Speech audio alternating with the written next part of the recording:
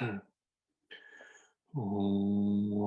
Jin Yu Jin Jen San Pema Ge Sadong Pola Yatsen Chögi Nyodru Nye Pema Jun Je Sudran Kordo Kandro Mampe Kor Che Che Je Sudagru Che Jinji Lam Chi Su So Guru Pe Ma Si Ji Hum Hom Wa Jen Yu Ji Num Jen San Pe Ma Ge Sa Dong Po La Yat Sen Chu Gi Nyo Dru Nye Pe Ma Jun Ne Je Sun Dran Kordo Kandro Mampe Kor Che Che Je Sudagru Che Jinji Lab Che Je Su So Guru Pe Ma Si Ji Hum Om War Jen Yu Ji Nub Jen San Pe Ma Ge Sa Dong Po La Yat Sen Chögi Nyodru Nye Pema Jume Je Sudran Kordo Kandro Mampe Kor Che Che Je Sudandru Che Jinji Lab Che Je Su So Guru Pema Si Je Hum Om Orjin Yujin Jansen Pema Ge Sadom Pola Yatsen Chogi Nyodru Ye Pema June Je Sodra Kordo Kandro Mampe Kor Che Che Je Soda Gruchi Jinji Lam Chi Je Su So Guru Pema Si Ji Hum Sanjay Chodan Sochi Chodan Vajan Shobadu Leni Chapsu Chidaki Jinso Jipe Sonan Chidrupa Penchi Sanjay Drupasho Sanjay Chodan Sochi Chodan Vajan Shobadu Lani Chapsu Chidaki Jinso Jipe Sonan Chidrupa Penchi Sanjay Drupasho Sanjay Chodan Sochi Chodan Vajan Shobadu Nagi Japsu Chidaki Jinso Jipe Sonan Chidrola Pinchi Sanjay Pasho.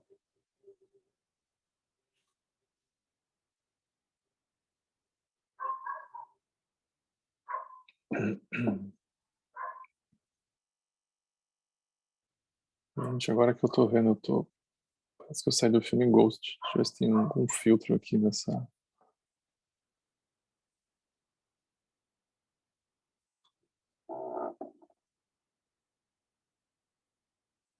Melhor um pouco. Sim.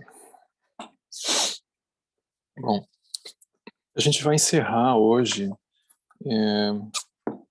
esse trecho, né, esse quarto capítulo. E mais alguns poucos encontros a gente termina o texto. E nessa parte final que a gente vai olhar hoje, a gente vai ver uma categoria, são como que categorias que são boas para a gente pensar, para a gente contemplar como que a gente se relaciona com elas. Na página 86, bem embaixo, tem esse subtítulo, Base, Caminho e Fruto. Talvez vocês já tenham visto isso outras vezes. É como se fosse uma tríade muito usada no brilho tibetano, principalmente, né? Base, caminho, fruto ou fruição. Isso é muito usado. É muito genial como que os Budas, eles conseguem pegar justamente a forma condicionada que a gente tem de olhar para as coisas e iluminar elas de modo que elas se tornam um, uma fonte de lucidez para a gente. Então, por exemplo, base. Base seria o nosso ponto de partida. E qual que é o meu ponto de partida para a prática, né? De onde eu começo? Ah, onde que é a base de lançamento, né? De onde eu começo? Então, a gente começa com a nossa vida, do jeito que ela tá. A gente começa com uma sensação que está dentro do samsara. Então, a gente começa sempre com uma sensação de base, ou seja, eu começo de onde eu estou começando, o caminho, eu começo da minha vida. Mas é muito interessante olhar que a gente sempre tem uma sensação que a gente praticamente não consegue devolver, que essa base ela é contaminada.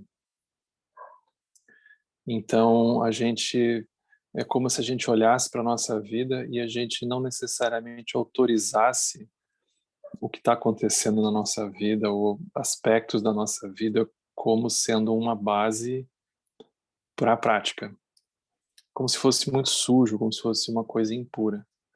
Aí a gente olha, eu preciso fazer alguma coisa. Aí a gente pensa, eu preciso de um caminho. A gente não necessariamente elabora com essas palavras, né? Mas a gente pensa, eu preciso fazer alguma coisa, eu preciso de um caminho, eu preciso melhorar. Eu preciso melhorar, preciso me livrar. Aí a gente começa a caminhar. A sensação do caminho é como se fosse uma tentativa da gente se afastar dessa base. Então, para nós, muitas vezes a sensação do caminho está funcionando, do caminho está andando, é que a gente já olha a distância para a base, né? A gente faz assim, da base contaminada, porque a gente agora então se sente mais perto de uma base mais próxima do resultado da iluminação, que não, a gente não imagina direito o que é, a gente lê fantasia, romantiza, mas é muito estratosférico. Então, é como se for, a gente tem internalizado dentro do samsara que essas etapas, elas são muito diferentes umas das outras, né? Então, por exemplo, a base, ela não é igual ao caminho. O caminho deve ser alguma coisa melhor. O caminho é uma coisa mais pura. Quem está no caminho é um ser mais iluminado. Quem mora no centro de Dharma, quem fez retiro, quem pratica não sei quanto tempo, né? Aí a gente começa. Não, não deve. Aí a gente tem uma visão dessa. Então tem o caminho, ele tem esse problema, que é o fato da gente olhar para ele como alguma coisa muito diferente da base com a qual a gente se relaciona com as coisas. Então o caminho, ele sempre é colocado como uma uma coisa muito diferente, né? No sentido relativo é mesmo, é uma coisa muito mágica. Mas no sentido muito profundo, olhar demais dessa forma torna a experiência toda muito distante, porque é muito mística, né? Muito inalcançável. E aí a gente também começa a gerar apego ao caminho. E apego ao caminho é uma coisa muito difícil de lidar. Não sei se vocês viram, tem um filme, tem vários filmes interessantes sobre isso, mas tem um que sempre me lembro, ele se chama Silêncio, é um filme do Scorsese. Ele não é um filme muito antigo, ele deve ter uns 4, 5 anos, eu acho. É com Liam Neeson, um ator muito legal. O filme é genial, porque ele vai falar sobre, de um certo jeito ele fala sobre isso, né? Ele vai contar a história dos padres portugueses, sei lá, pelo século XVI, mais ou menos, que vão ao Japão catequizar os japoneses.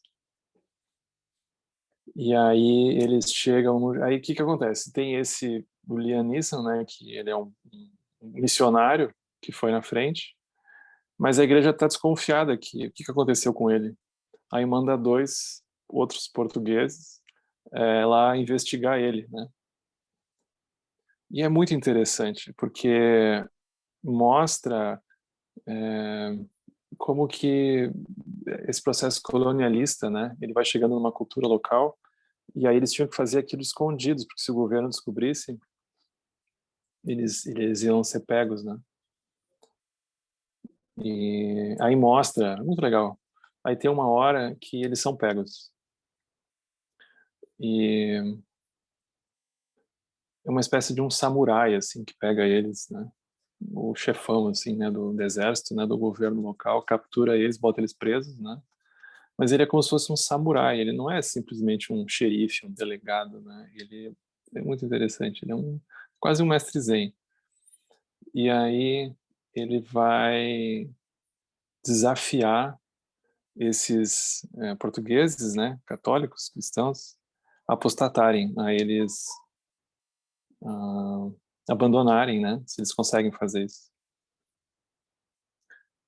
E aí, eu não vou contar, vocês assistam. Não tinha nada para fazer no feriadão, agora vocês assistam, é muito legal. Torturar um pouco faz bem, faz parte do caminho, um pouco de tortura, se acostumem. É, mas é muito legal, porque a gente pode olhar desse jeito mais profundo, né? É um pouco como aquela história do Trumpa. Será que a gente está disposto a se jogar lá de cima, né? O castelo é o caminho. A gente chega lá em cima e a gente não está afim de se jogar lá de cima. Então é isso. O caminho ele tem essa. O caminho ele não é a fruição. O caminho é o caminho. Então o caminho tem essas dificuldades, né? Ele tem esses paradoxos dentro.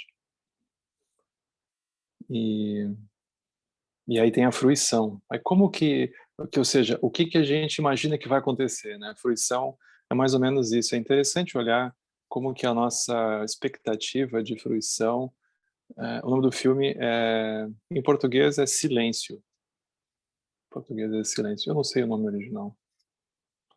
Em português, às vezes os nomes não tem nada a ver, né? Eu gosto de olhar essas coisas, né? Em inglês, pessoal, eu não sei se tem direitos autorais envolvidos, como que é, mas às vezes não tem nada a ver. Tu não sabe como é que eles juntaram aquilo. Mas Então talvez nem seja. o original é Silence. É Silence, né? Então isso ficou legal. É silêncio. E aí tem a fruição, que é um pouco a expectativa que a gente tem do resultado, a expectativa, o que a gente imagina que vai acontecer. Aí é interessante a gente olhar como que a nossa relação com a fruição, a nossa relação com a base, ela vai mudando, a nossa relação com o caminho vai mudando, e a nossa relação com a fruição, ela também muda. Por exemplo, no início, é bem provável que o número de coisas que a gente se sinta autorizado a olhar como prática são super poucas, né? Porque, a princípio, a prática é tudo aquilo que não está acontecendo na nossa vida, porque a nossa vida, a princípio, está virada numa tragédia. E não tem nada a ver com o caminho. A gente leva muito tempo para perdoar a nossa vida de perceber que ali o caminho é possível, né? E que não tem outro lugar para praticar o caminho senão nessa base. Então, como olhar a base de uma forma mais profunda? Aí, como fazer a prática dentro disso? E aí, qual o resultado que vem disso? E é muito interessante porque tem dimensões de frustração envolvidas e tem dimensões que a gente não imagina que vão acontecer e vão acontecer, né? Então, tem um aspecto, tem uma mestra zen, ela tem um livro, acho que é o único livro dela em português, chama Nada Especial. É muito bonito porque ele é muito curto, muito direto, e ela fala sobre isso, né? Como que no fundo não tem nada de especial, né? É muito especial, mas ao mesmo tempo não tem nada de especial. Então vamos ver o que o Kempo fala, né? No final da página 86, ele diz assim: a base, tanto para Svatântrika como para Prasangika Madhyamaka, ou seja, a base de onde se começa o caminho, a base de onde se começa a prática, né? Por onde eu começo? Como eu começo? Então, a base são as duas verdades. Ele só diz isso, né? O Kempo é ótimo. O caminho são as duas acumulações, aí ele fala como que é em sânscrito e em tibetano, e o fruto são os dois kayas, os corpos do Buda. Então, a base de onde começa são as duas verdades. Então, tem a verdade relativa, a verdade absoluta. O Alan Wallace, ele usa uma explicação muito boa para isso, né? Ele diz, a verdade relativa, ela é uma verdade que esconde uma verdade mais profunda. É como uma verdade que nos distrai de de uma forma de olhar muito mais profundo, né? Ele diz, a verdade relativa é isso. Ela é uma verdade que nos distrai, ela não é que tá errado, né? Às vezes a gente pode ter essa relação com as coisas, né? Isso está errado, isso não devia estar assim. Ou essa noção de engano, né? Que a gente olha e se engana. Não, não tem uma cadeira. Isso é um engano. Como se tudo tivesse errado, a gente só fizesse tudo errado. Mas essa visão ela é muito interessante. Não tem nada errado. Só que tem uma forma mais profunda de olhar para qualquer coisa. Tem uma forma mais profunda de olhar. Então, essa contemplação. Aí vocês vejam, eles em nenhum momento eles vão tentar escolher o que a gente vai fazer prático. Eles não dizem isso. Isso não aparece em nenhum lugar. Em nenhum lugar eles vão dizer que tem coisas que dá, tem coisas que não dá. A princípio, tudo dá para olhar. Então, essa abordagem ela é muito importante para o caminho como um todo, especialmente nos dias de hoje. A gente não está podendo escolher. A gente não está tendo esse luxo, né? Escolher com o que a gente vai fazer prática. Então, a gente vai ter que praticar com o que aparecer. Aí a gente olha, então essas duas verdades, é como contemplar as duas verdades. Então a gente vai olhando, ou seja, cada coisa que a gente encontra, a gente reconhece, isso é assim, mas tem uma coisa mais profunda ali dentro. Como que eu posso olhar? Como que eu posso reconhecer isso, né? Então isso é o exercício da contemplação dessa qualidade da coemergência, dessa qualidade de contemplar a vacuidade, assim por diante. Isso é a porta, isso é a porta de dizer assim, de saída, né? A gente começa desse lugar. Aí o caminho, o que a gente vai ter que fazer? São as duas acumulações.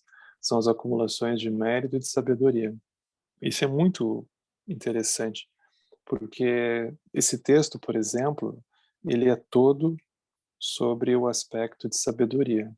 Ele não vai dedicar muito tempo, muita energia para falar sobre méritos, que seria compaixão, que seria não trazer sofrimento aos seres, que seria, enfim, como gerar méritos, né, como trazer benefício aos seres. Ele não, esse texto não se propõe a isso.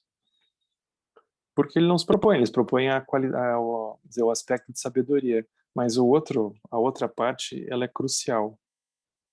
Então, por exemplo, para a sabedoria aflorar, a gente precisa de mérito.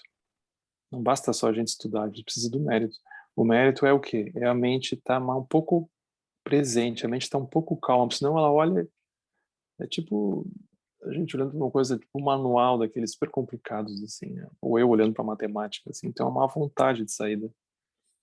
Então, a gente olha, não está muito afim. Então, tem que ter uma estabilidade, tem que ter uma calma. E essa calma, ela vem do fato da gente estar numa sensação de condição favorável. E para essa condição de uma sensação favorável surgir, a gente precisa gerar méritos, precisa trazer benefício. Senão ela não surge. Uma coisa produz a outra, né?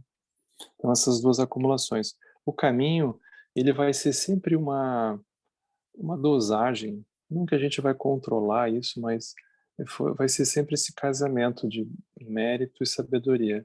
Aí tem momentos que a gente vai achar que a gente precisa fazer mais uma parte, tem momentos que a gente acha que vai precisar fazer mais a outra. Se a gente fizer só uma, a gente com o tempo vai sentir falta da outra, né?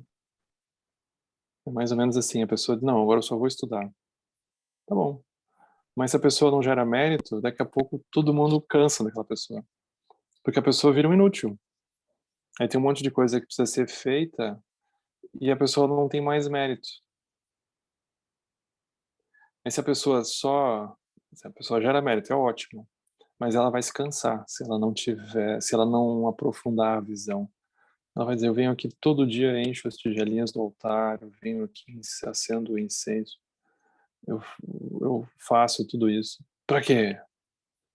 né? Aí a gente vai oscilar.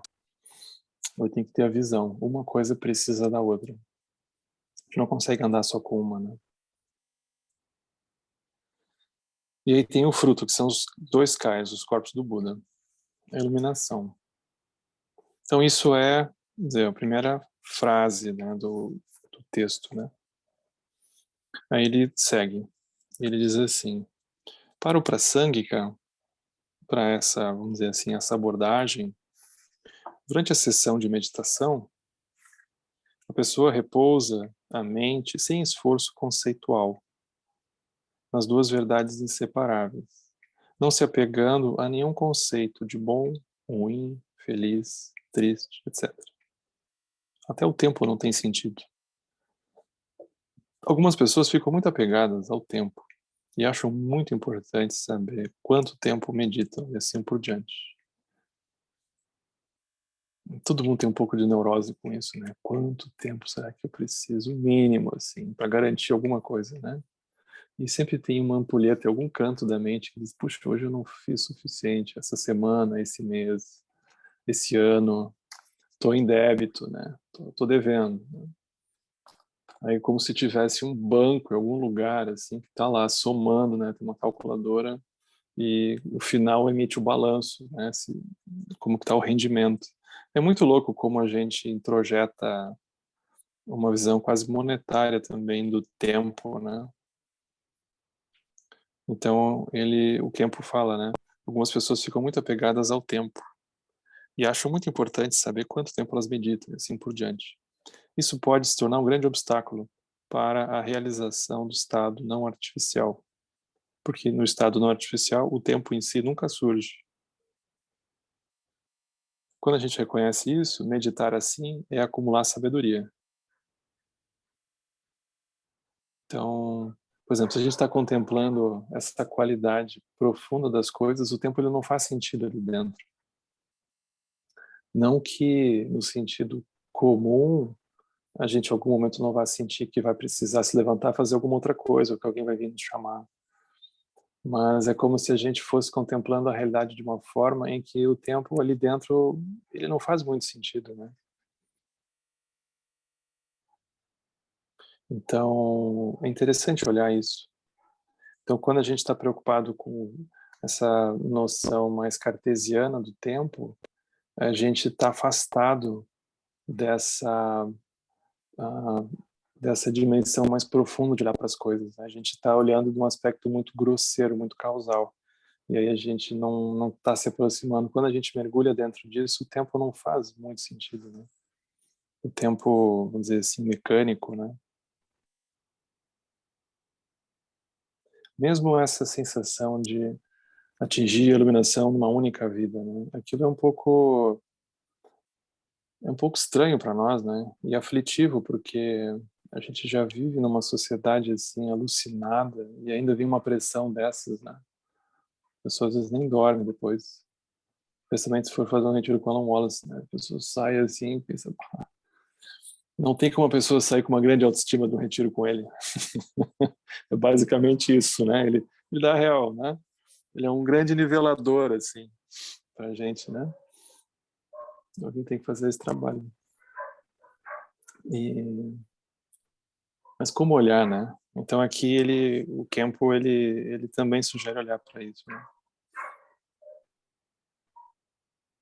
Então isso aqui é a prática formal, né? Mas aí tem entre as sessões. Aí ele diz assim: entre as sessões, no entanto, é preciso lidar com a vida cotidiana.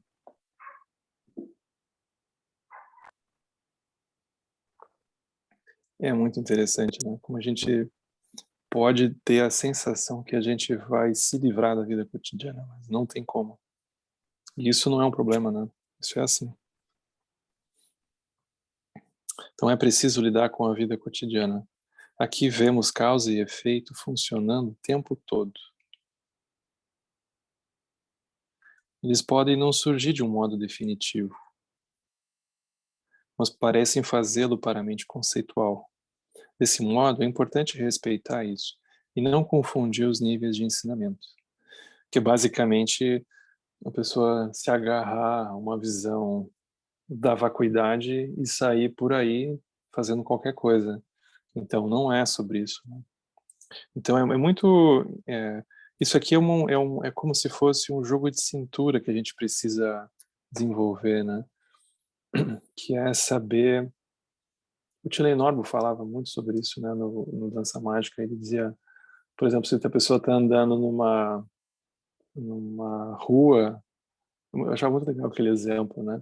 A pessoa está andando numa rua de carro, vamos supor, aí ela tem um tipo de comportamento, porque tem um tipo de velocidade que é permitida, tem um tipo de sinalização e assim por diante. Mas se a pessoa está numa freeway, a pessoa está numa autopista, é um outro tipo de comportamento, é um outro tipo de sinalização, é um outro tipo de linguagem. Elas não são as mesmas. Então, saber identificar isso, saber que uma coisa é uma coisa, outra coisa, parece bobagem, mas isso é o ponto do caminho. A gente se confunde muito também. Então, aqui ele está, embora, por exemplo, no parágrafo anterior, ele vai levar a visão lá para cima, aqui, então, ele vai botar uma âncora e vai nos convidar a aterrissar para olhar para a vida cotidiana, onde causa e efeito funcionam o tempo todo. Ou seja, no sentido definitivo, nesse sentido absoluto, aquilo pode não existir de uma maneira como a gente pode acreditar. Mas para a mente conceitual, aquilo parece. Então é importante respeitar e não confundir os níveis de ensinamento. Entre as sessões, há ações boas e ações ruins. Existem ações hábeis e ações inábeis, que levam à felicidade ou ao sofrimento, respectivamente. Portanto, é muito importante usar esse tempo para executar boas ações, como servir as 3 joias, oferecer ajuda onde necessário e assim por diante. Isso se chama acumulação de mérito, para o benefício de todos os seres. É muito interessante essas categorias que elas são um pouco contra-intuitivas, né? Porque a gente poderia pensar, bom, tudo que eu preciso é sentar, estudar, entender e ir nisso aí. Mas é como se não fosse o suficiente. Tem coisas escondidas que dizem respeito a como que a gente se relaciona, se a gente gera mérito, se a gente está... O Krenak fala sobre isso, né? Se a gente está fazendo valer o ar que a gente respira. Como se fosse muita ingratidão da nossa parte não retribuir, no mínimo, o ar que a gente respira para o universo, né, que nos oferece. Então, esse é o aspecto de mérito, né? A gente precisa de mérito. Isso no budismo é a mesma coisa, igual. Precisa acumular mérito. Mas não porque a gente vai gerar uma sensação que está gerando mérito, mas é como se a gente se sentisse apoiado. A gente se sentisse apoiado, a gente precisa disso. É muito difícil avançar sozinho.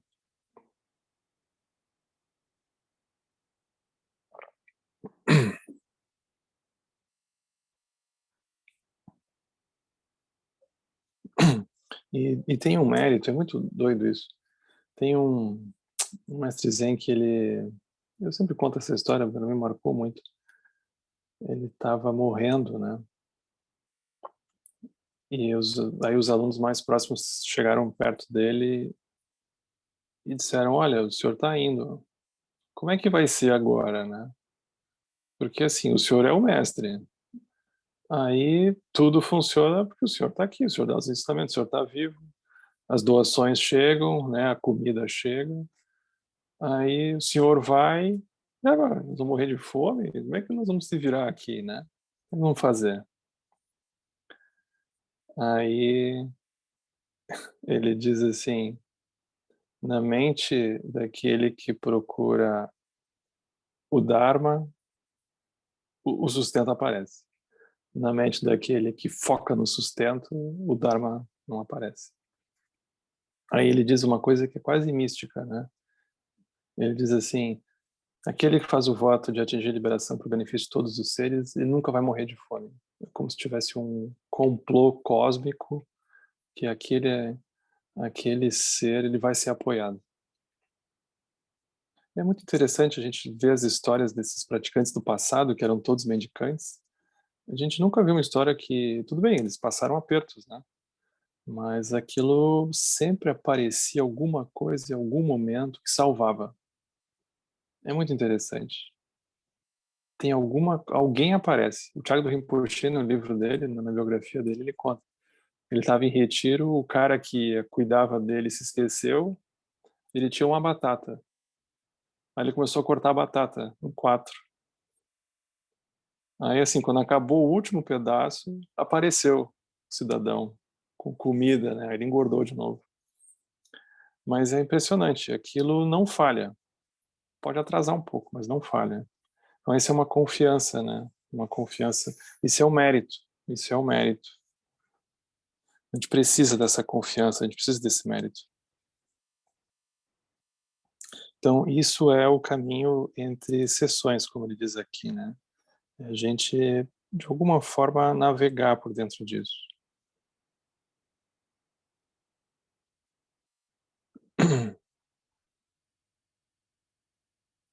Embora esse caminho ele seja chamado de caminho das duas acumulações, na análise final, não há uma acumulação, não há um caminho ou um fruto. Porque a mente é naturalmente livre de construções mentais, ela sempre foi. Não há nada para adicionar ou para remover. Então essa afirmação aqui é muito importante, né? Não há nada para adicionar ou remover. Mas só isso aqui já é um koan, a gente parar e ficar com isso, né? A gente não tem que remover nada, nem adicionar nada. Nessa dimensão aqui específica, né? Isso é a natureza do vazio, sem nenhum sentido de negar coisa alguma, e sem qualquer conceito de natureza do vazio.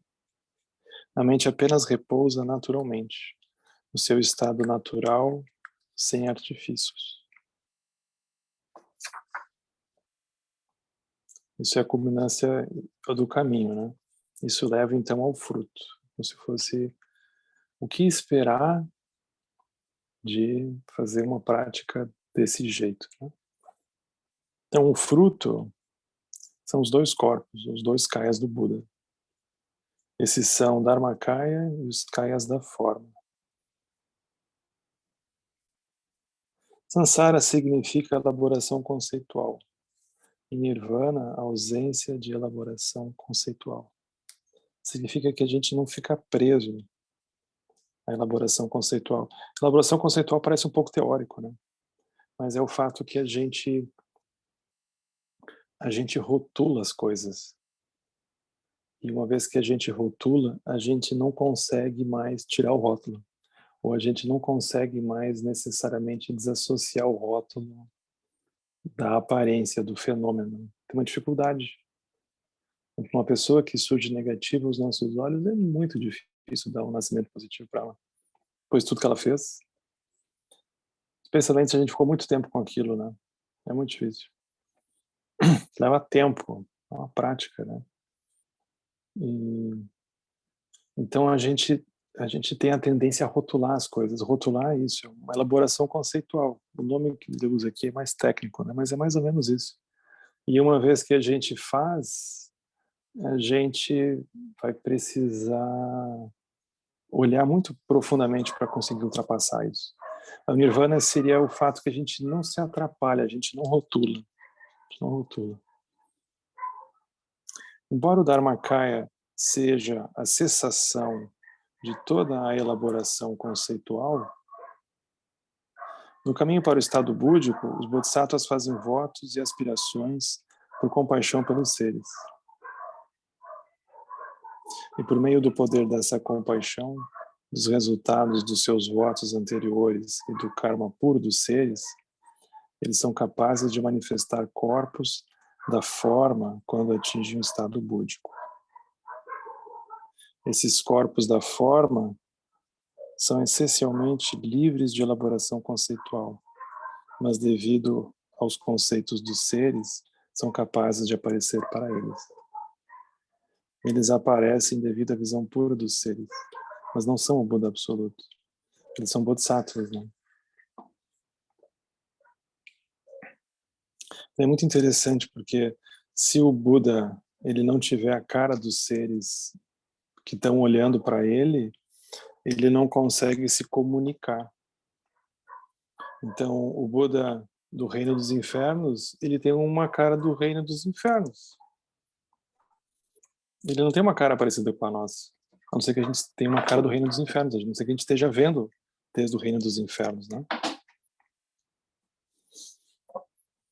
Então é curioso como a gente não tem necessariamente flexibilidade, elasticidade mental para entender isso, né? Porque a gente geralmente imagina alguma coisa clean, né? De banho tomado, né? Uma roupinha, né? Um cheiro bom. Mas a gente olha a biografia de Dudjom Limpa, ele ninguém seria preso hoje em dia, né? Certamente seria preso. Ele andava pelado, ele botava barro no corpo, botava umas penas. Certo. Então, muitos mestres eles não têm uma cara convencional. Isso que a gente está falando do reino humano, né? Então, nos diferentes reinos são diferentes formas. E tudo isso brota da compaixão. Então, eles não têm uma forma única, não tem um jeito, né?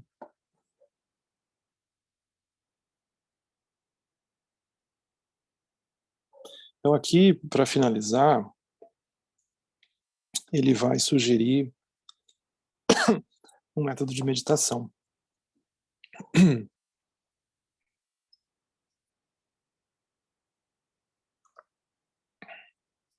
Eu vou ler aqui, depois aí a gente vai fazer um pouquinho, para aproveitar, né, o que ele está dizendo aqui. Então, o Khenpo diz assim: para essa meditação, a mente deve estar muito relaxada. Tendo tomado refúgio, despertando a motivação de Bodhicitta, deixe a mente repousar, vasta e espaçosa, como um espaço claro e vazio. Sempre que a mente ficar tensa devido ao excesso de estudo, excesso de ficar pensando, né? Se é vazio, se não é vazio, como é que é? E assim por diante, deve-se deixá-la descansar, naturalmente, sem artifícios, na natural e não artificial natureza do vazio da mente. Essa é a maneira de relaxar a mente. Se você entender o estado não artificial corretamente, verá que todas as tensões e os distúrbios emocionais desaparecem, como as ondas do oceano se acalmando. Sempre que surgem paixões fortes, como a raiva, o desejo, o ciúme, etc., deixar a mente descansar sem artifícios é um remédio suficiente, sem fazer absolutamente nada. Elas simplesmente desaparecem e se tranquilizam por si mesmas. A mesma coisa ocorre com o sofrimento. Ao repousar em sua essência sem artifícios, essa sensação de sofrimento se torna espaçosa e pacífica. Também é importante repousar dessa forma quando a mente estiver feliz. Caso contrário, a pessoa perderá a equanimidade no ponto quando a felicidade muda e acaba. Isso aqui não é muito comum a gente ouvir, né? Porque, em geral, a gente só ouve instrução de praticar no meio do tsunami, né? Mas quando as sensações agradáveis de felicidade surgem, a gente tem que olhar para elas também da mesma forma, né? Então não tem uma especificidade, né? Então a gente vai fazer um pouquinho isso aqui agora, né? Então vocês podem encontrar uma posição. A gente vai fazer isso aqui mais curto, mas só para a gente não perder o embalo, né, do que ele ofereceu aqui.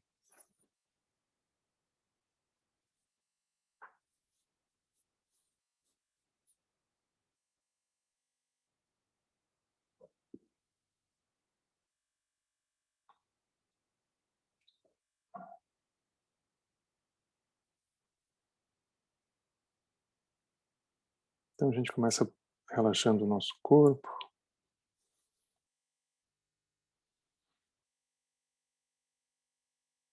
acalmando a respiração, sem forçar.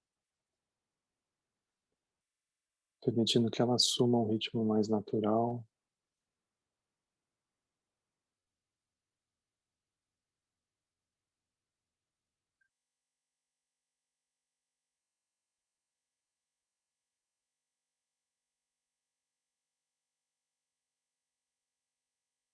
de forma que a gente começa também a se permitir reconhecer as sensações que surgem no nosso corpo,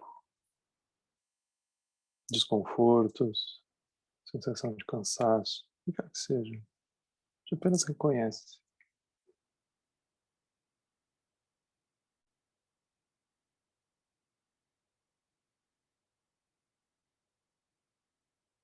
Os olhos estão abertos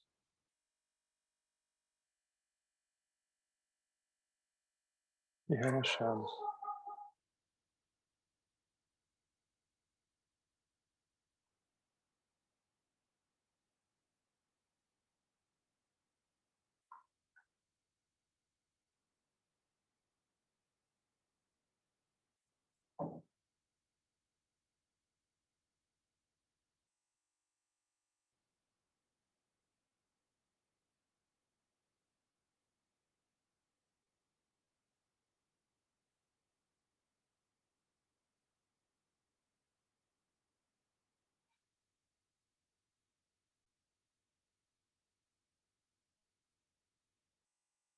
A gente pode procurar lembrar de cada pessoa que cruzou por nós ao longo do dia, que de alguma forma a gente fez contato, talvez mesmo à distância.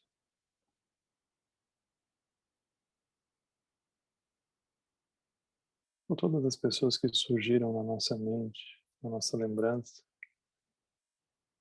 a gente aspira, deseja que elas se liberem do sofrimento, e que elas não só encontrem a felicidade, mas as causas genuínas da felicidade.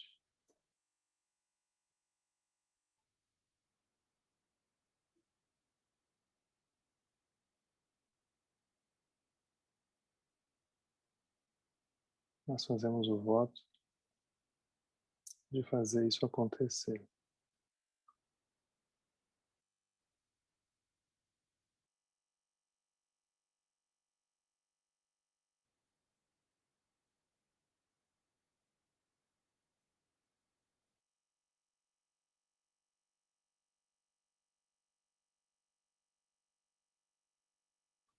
Então, pronto, a gente faz esse voto, a gente agora apenas solta qualquer coisa, pensamento, voto e assim por diante. E apenas deixa a mente repousar dessa qualidade mais aberta, que surge quando nos posicionamos dessa forma.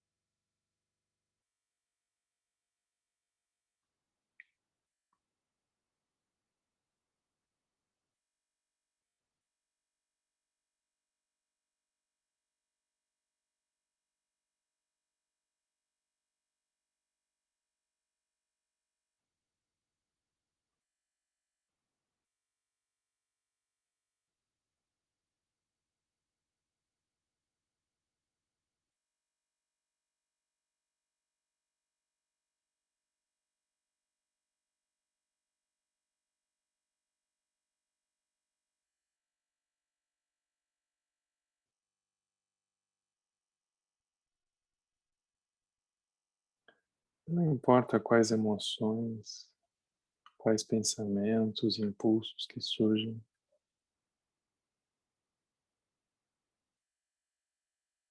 a gente simplesmente reconhece e permite que eles se liberem por si mesmos,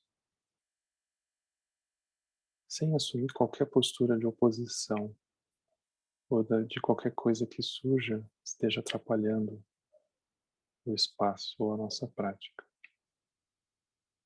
A gente simplesmente procura se posicionar de uma forma aberta e ampla para que tudo caiba, deixando a porta aberta, para que da mesma forma que veio, possa ir.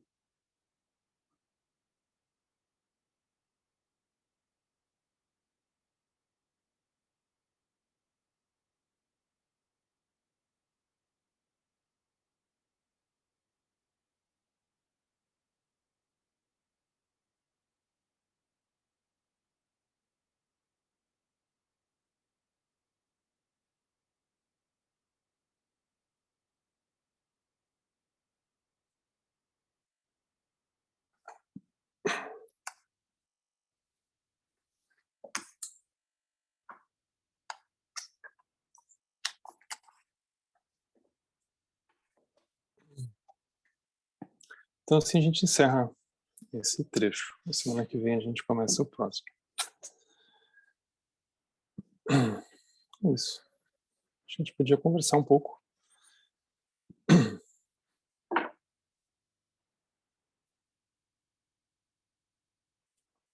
Alguém quer dizer alguma coisa? Oi, Henrique. Dá para Oi. confirmar? Tudo bem? Tati aqui do Rio. Oi, Tati. É só confirmar uma coisinha. Quando ele fala, ou os textos falam, né? De relaxar a mente sem artifícios, sem fazer chama, sem prestar atenção, sem usar uma âncora, é isso? Quando fala sem artifícios, é simplesmente essa coisa difícil. É que é não construir um relaxamento, sabe? Não idealizar um relaxamento, é não induzir um relaxamento e é não sustentar também um relaxamento.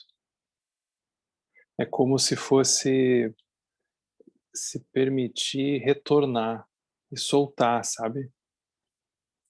Mas é como se a gente tivesse um processo que a gente induz o relaxamento. É como se fosse um relaxamento um pouco artificial, porque ele pode ser um pouco induzido, e ele é um relaxamento que às vezes a gente também tem que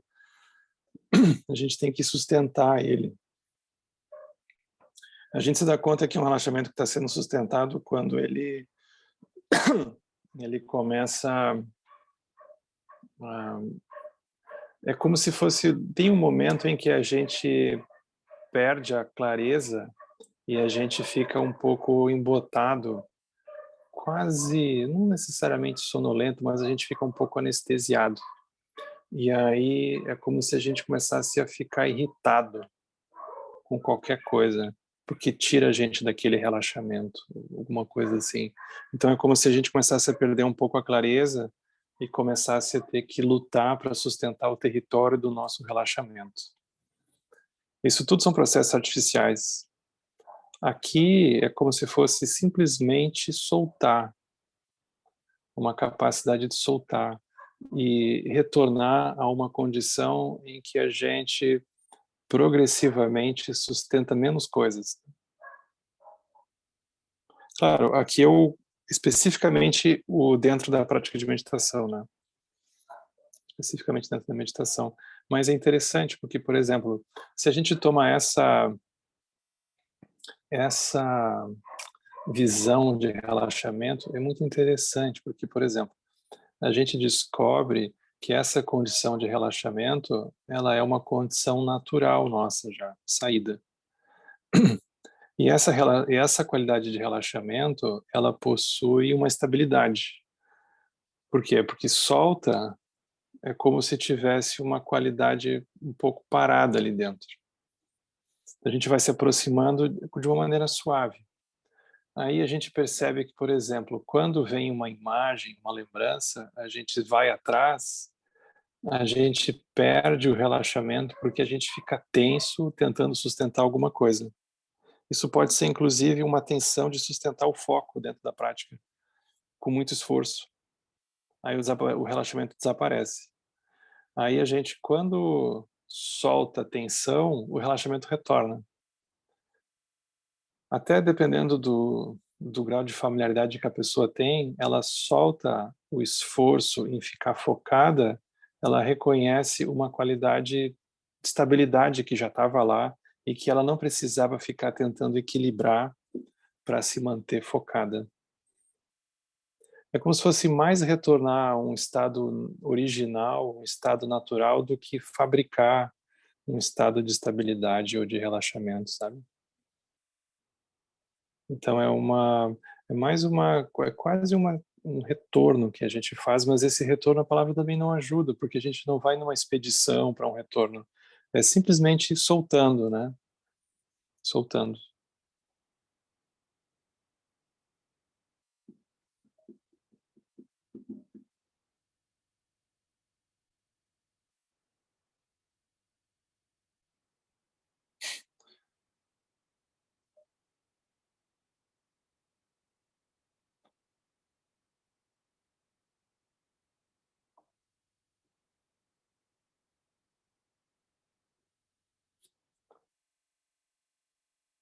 Isabel tá aí? A Isabel que escreveu no chat aqui. Não sei se ela quer dizer alguma coisa.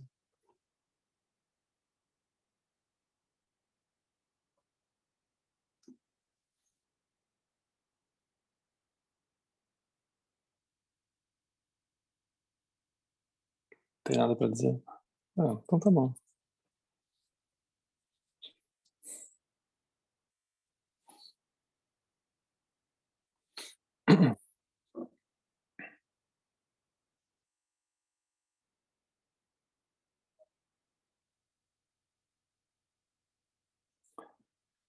Você tá aí, Damara? Eu tô, Henrique, eu levantei a mão, só que o Gabriel levantou antes de mim.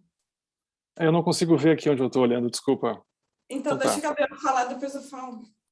Tá bom. Oi, Gabriel.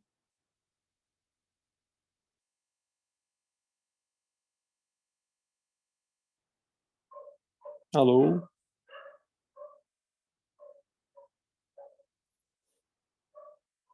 Bom, depois a gente volta. Vamos lá, Tamara. Ah, eu Você tá consegui. aí? Beleza.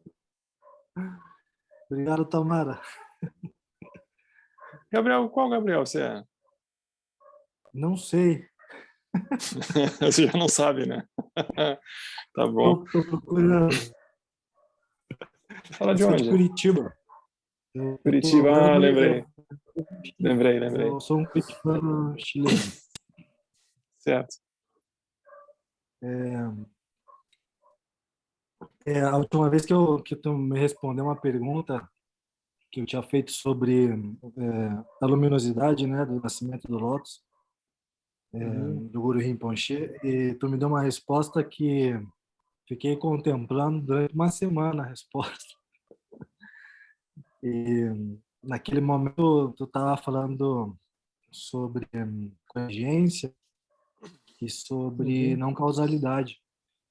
Eu não, no momento, na hora ali, eu não entendi muito, mas Tu eu queria entendeu ou não entendeu? comentar. Não, no momento, não. Naquele momento da resposta, não. Sim. Mas daí eu fui contemplando, e daí eu queria compartilhar uma experiência que eu tive aqui que tem a ver com os ensinamentos de hoje em dia, que você está dando hoje em dia. É sobre a base, né? Essa base não elaborada. Foi muito interessante porque aqui onde eu vivo no Chile, a gente vive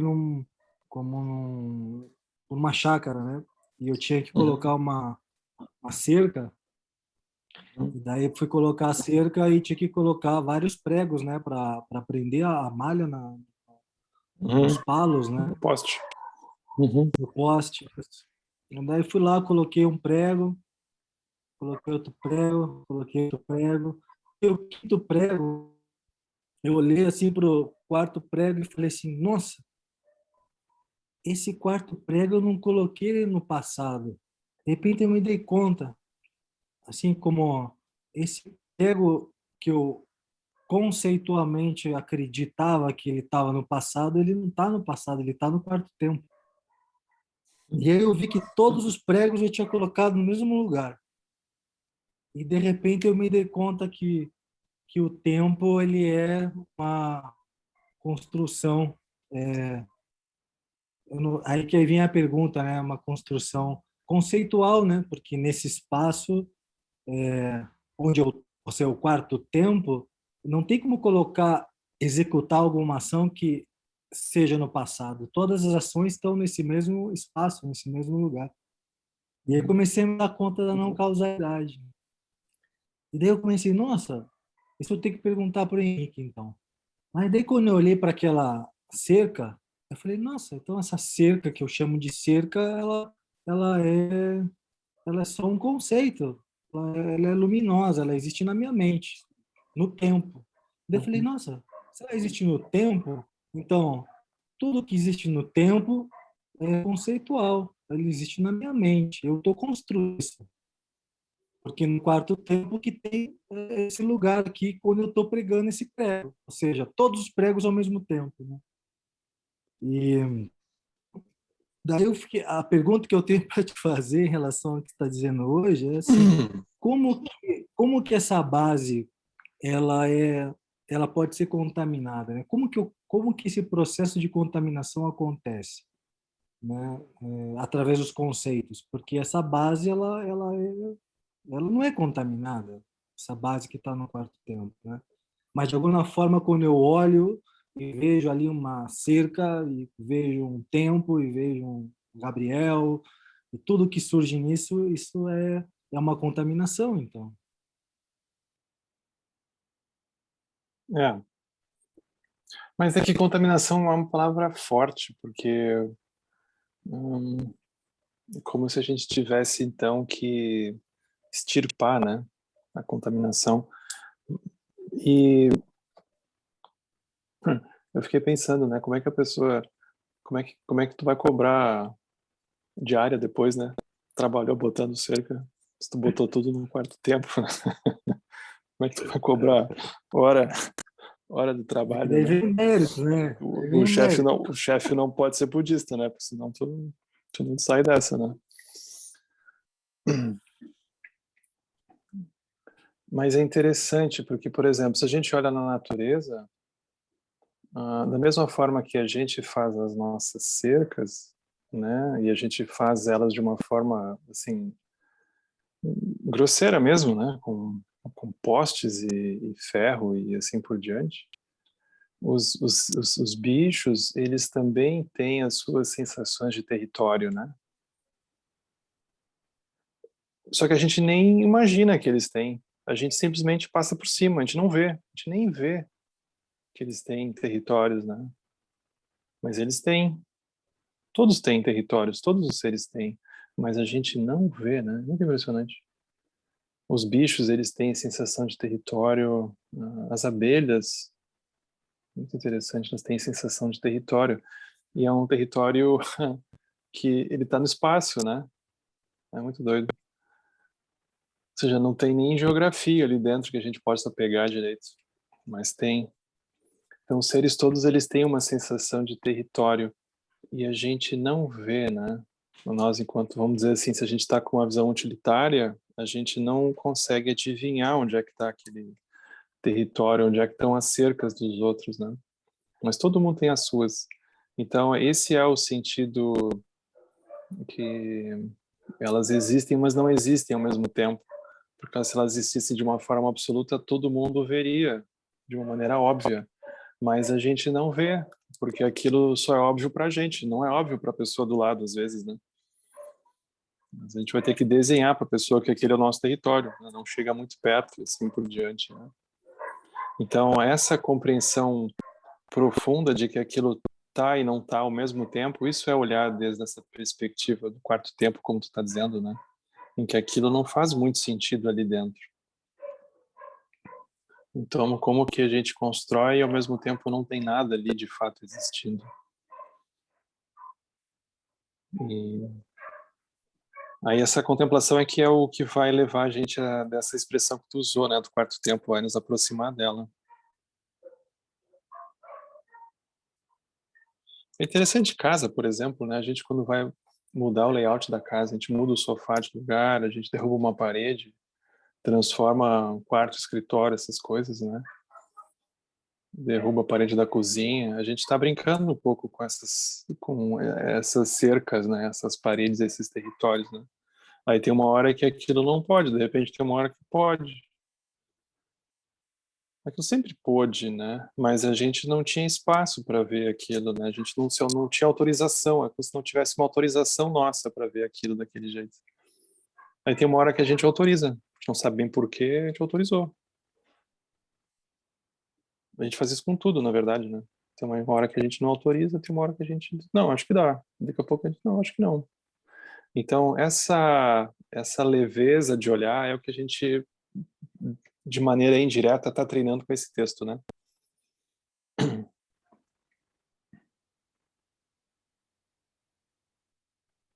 Eu não sei se era isso.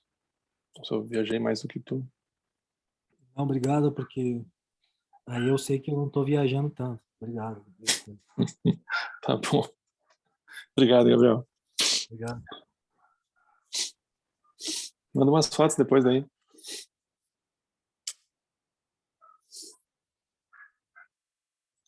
Oi, Tamara. Oi, gente. Oi, Henrique, tudo bom? A minha dificuldade é com o relaxar, né? Então, tem a história, assim, às vezes eu confundo a história do relaxar o corpo, que é importante, mas eu acho que não é tão importante. O importante é aprender a relaxar na natureza do vazio, né? O Lama falou bastante disso também, que aprender a fazer isso é ter a tal da lucidez. Aí, assim, eu fiquei pensando assim, para relaxar, eu preciso entender o que é essa natureza do vazio, para conseguir relaxar direito, né? Uhum. E para entender, precisa ter mérito. Hum. Senão a gente nunca vai entender. Para ter mérito, a gente precisa ter motivação. Uhum. Só que a motivação ela tem que ser pura, senão não gera mérito.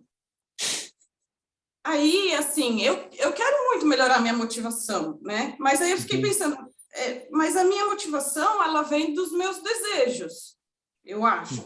Pelo menos é a ligação que eu faço. E aí eu fico pensando, os meus desejos vêm da onde? eles vêm do meu eu, ou eles vêm da minha mente, ou da consciência? A Laia? Não sei se seria da Laia. E aí, assim, também fico pensando assim, para eu melhorar o meu desejo, para eu purificar o meu desejo, aí eu tenho que ampliar a visão. E ampliar a visão não é a lucidez, a sabedoria? Pois é. Aí é que eu pensei. Isso parece que vem só depois, né? Como é que a gente faz depois agora? Mas assim, eu acho que não sei, né, o que eu peguei, que o mais importante é a gente melhorar a motivação. Só que aí tá, como é que eu vou melhorar a motivação? Eu acho que é praticando, né? Não tem outro jeito.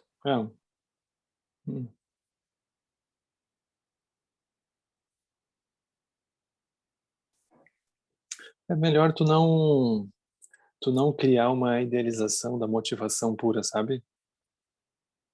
Porque essa idealização da motivação pura, ela, ah, ela é uma idealização, ela não tem como de fato ser a motivação pura. Ela é uma idealização. E aí o problema da idealização é que ela nos deixa sempre amarrados, né? Porque é como se a gente estivesse sempre distante daquilo. Isso é bem difícil. É melhor a gente fazer o que a gente dá conta, o que a gente consegue, isso já é o suficiente. A gente não precisa se torturar e tentar se colocar numa posição em que aquilo é como se a gente tivesse que se cobrar por ter uma motivação, sabe?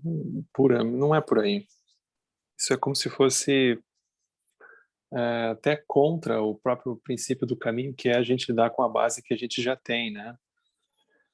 E se tu olhar, por exemplo, todo mundo quer a felicidade de se afastar do sofrimento. Então todo mundo já tem a motivação para isso. A gente só se atrapalha um pouco. Aí como que a gente olha e se dá conta e percebe essas coisas, né? E pode fazer, então, a motivação se ampliar. É melhor olhar assim do que uma motivação que a gente vai se culpar por ter pensamentos para cá ou para lá. É como se isso não resolvesse. Se tu for olhar o texto, em nenhum momento do texto ele faz qualquer comentário com relação ao tipo de emoção, o tipo de pensamento, porque não vem ao caso. Não é sobre isso, né? Então se a gente se aceitar do jeito que a gente é, né, com a configuração que a gente tem, com as coisas que estão acontecendo, aí é mais fácil da gente aceitar os outros, né? Então a motivação já vai ficando, a gente já vai tendo mais espaço para ela também, né?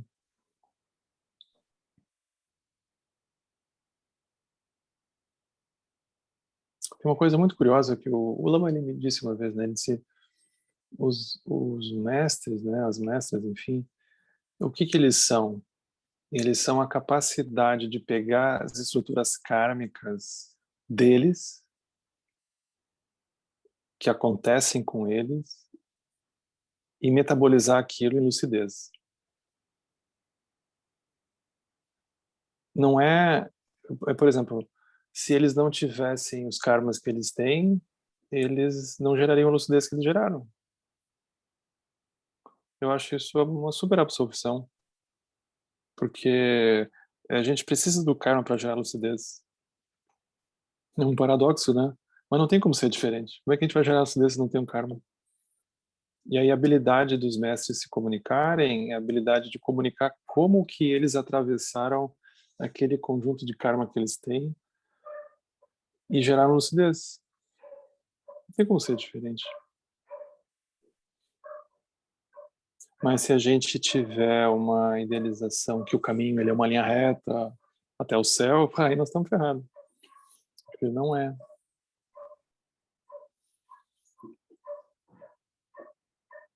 Acho que a gente tem que ter paciência, né? O Total. relaxamento vai vir a hora que tiver que vir, a lucidez vai vir a hora que tiver que vir, a motivação correta vai vir a hora que tiver que vir. É só a gente continuar praticando, eu acho. Exato. Aí a gente nunca vai ter a motivação 100% correta. Isso já é previsto. A gente nunca vai ter. A motivação correta é quem tem é o Buda. Não, o Buda tem. Mas até lá, mas tu pensa, é possível atingir iluminação sem a motivação correta, porque, enfim, antes de atingir a iluminação, que eles não tinham motivação correta, eles atingiram a iluminação. Entendeu? É possível.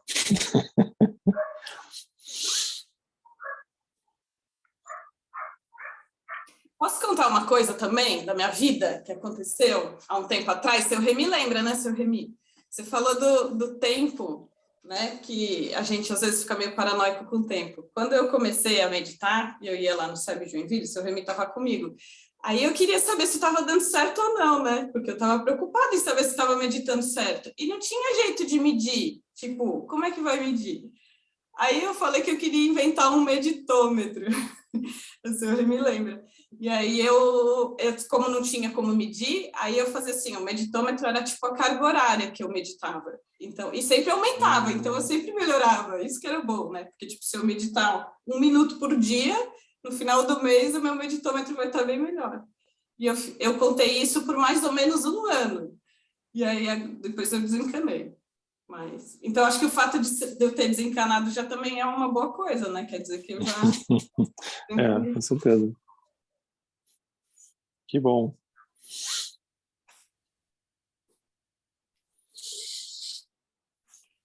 Obrigado, Tamara. Obrigada por me ouvirem. Tem mais alguém com a mão levantada? Eu não consigo ver aqui. Não?